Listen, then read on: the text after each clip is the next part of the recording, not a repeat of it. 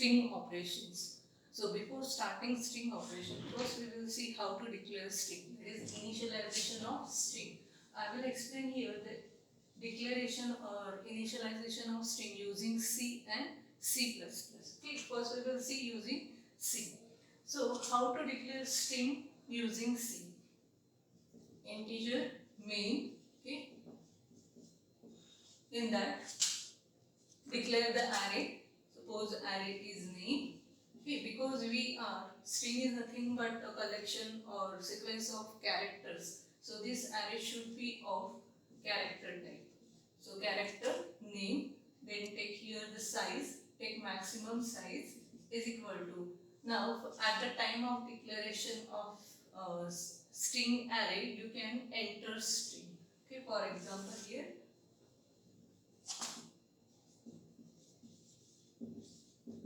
Okay, or you can initialize it as character name 20 is equal to 1.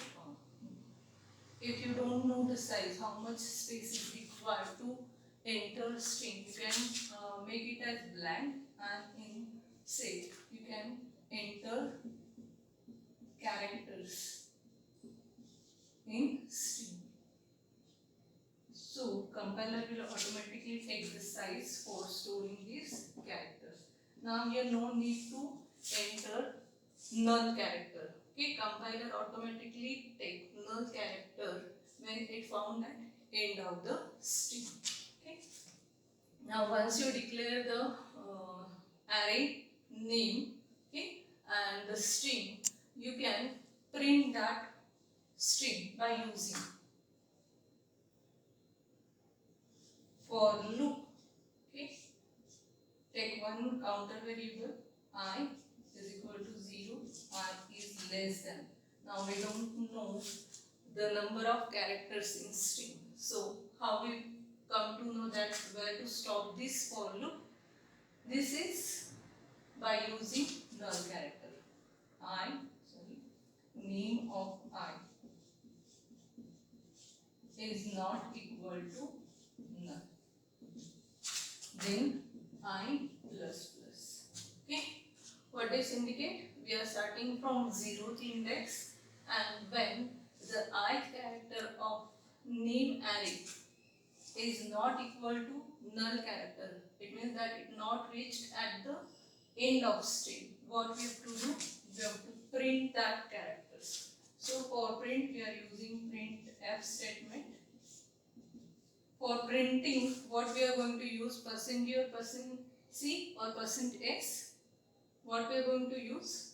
Here we are using the for loop. It means that we are printing the string character by character. So here we have to print every time we are printing the characters. We are printing the character. So to print characters we are using format specifier called as %c and the character at I location. Character at I location. Then close here. Okay. Here we can also give the message. Okay. Before this specifier. Okay. I have not given here message. Then here integer, no. That's why get ch and then so here return 0. We are not returning anything from main function, and then close. What will be the output for this? The output will be, first it will go at the 0th index of name, okay, of name array, and at 0. See, this is the memory representation of string. I N D I A, and automatically takes the null character. 0, 1, 2, 3, 4, 5. This is my I. So I is equal to 0. Then check whether name of 0 is equal to null. No, it is not null. Means this condition is true. So it will go in for loop and print that character name of I. So what is name of I? I value is 0, name of I is I, so it will print I.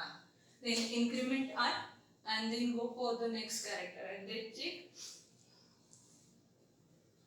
check what is the next character, whether next character is equal to null. No, so this condition is true, it will print next. And likewise it will go at last, that is I is equal to 5. Then check with the name of 5 is equal to null. Yes. Okay, so this condition get false because here we have written name of I is not equal to, but the name of 5 is equal to. This condition get false, so it will exit from the loop and your printing character, printing string is nothing but India.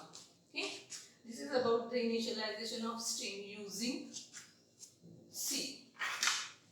Now by using this, we are printing the string character by character.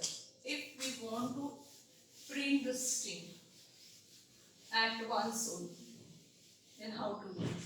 And if we want to enter string, okay, if we want to enter string at runtime, means when program get execute, then how to enter that? So here initialize character array name, then give the size. Here I have given the maximum size because I don't know what name will be entered by user. So I have given maximum size as 20 characters. Okay. Then here give the message using printf statement that enter the name. Enter the name. Then use scanf, okay, %s and then name. Okay. Then for printing what we are using printf again %s name. This is the second version of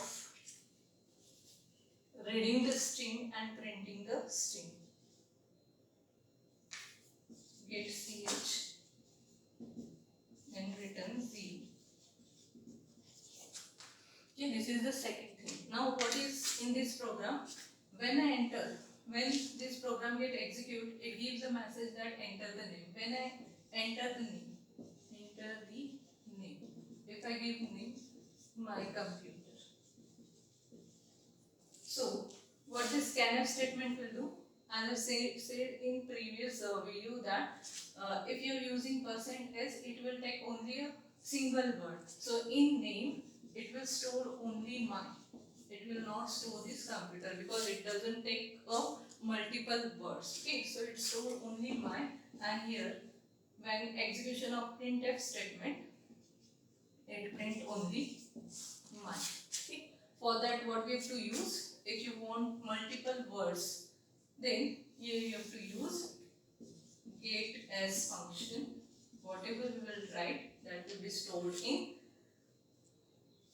main. Okay, and then print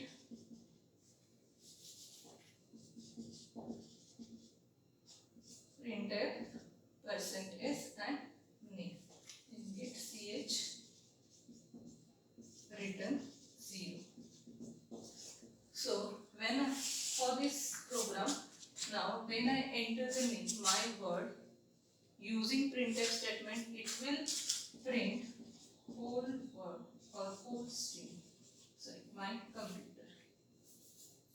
That is my computer. This is the difference between scanf and get s. Okay. This is about the initialization of string in C. Now, how to initialize string in C++? Because some of the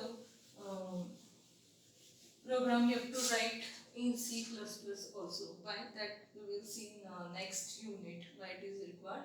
See that while you are implementing, there is no restriction on the language. Okay, you can use C or C++, whatever is easy for you. Okay, that's why I've explained the initialization of string using C as well as using